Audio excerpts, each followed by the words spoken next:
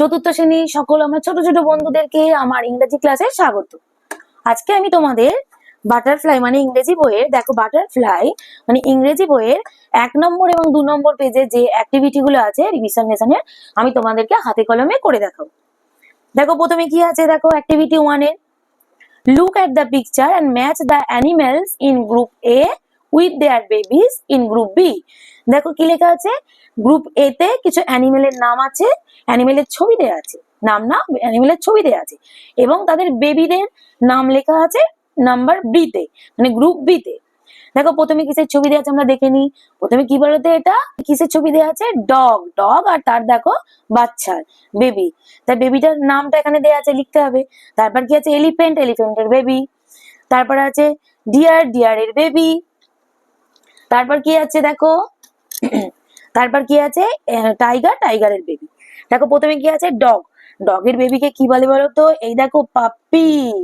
Puppy মানে হচ্ছে কুকুরের বাচ্চা, পাপ্পি, পিইউ পিপিওয়াই, পাপ্পি মানে কুকুরের বাচ্চা। এবার দেখো কুকুরের বাচ্চা বা ছানা বলতে পারো। এরপরে কি আছে, এলিফ্যান্ট, এলিফ্যান্টের বাচ্চাকে কি বলে বলো তো, কাফ। এই দেখো CALF, কাফ। কাফ মানে কি বলতো, হাতির ছানা বা হাতির বাচ্চা। তারপর কি আছে, ডিয়ার, ডিয়ার মানে হরিণ, হরিণের বাচ্চা কি বলে ওটা, ফ্যান, ফ্যান, FAWN, ফ্যান। দেখো লেখা আছে FAWN, ফ্যান, ফ্যান মানে হচ্ছে হরিণের বাচ্চা বা ছানা। এবার টাইগার আছে, টাইগারের বাচ্চাকে কি বলে বলতো, কাব, CUB, কাব। কাব মানে হলো বাঘের বাচ্চা বা বাঘের ছানা। তোমরা একটা কোনো খাতায় লিখে নেবে বা বই ম্যাচিং করে নেবে, তোমাদের পরে পড়তে সুবিধা হবে। চলে যাই পরে, দেখো 2 নম্বর পাতায়।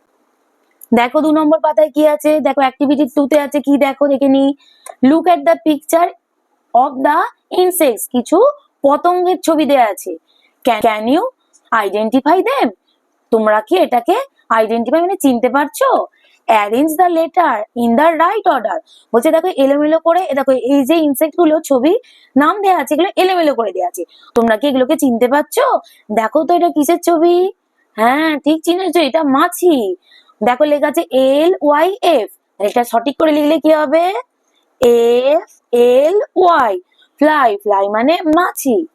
দেখো এটা কিসের ছবি, হ্যাঁ বলতার ছবি। বলতা ইংরেজি কি, দেখো লেখা আছে PASW, এটা কি হবে, ওয়াস্প, WASP, ওয়াস্প মানে কি, বলতা। এটা কিসের ছবি বলো তো, এটা হচ্ছে ঝিঁঝি পোকা, অনেকে আবার এটাকে ঘাস ফড়িংও বলে থাকে। এটা কি ইংরেজি, দেখো CIRKCTE, এটা কি হবে, হ্যাঁ ক্রিকেট, CRICKET, দেখো ক্রিকেট। ক্রিকেট মানে ঝিঝি পোকা বা তোমরা এটা অনেকে বলে থাকো ঘাস ফড়িং, CRICKET, ক্রিকেট।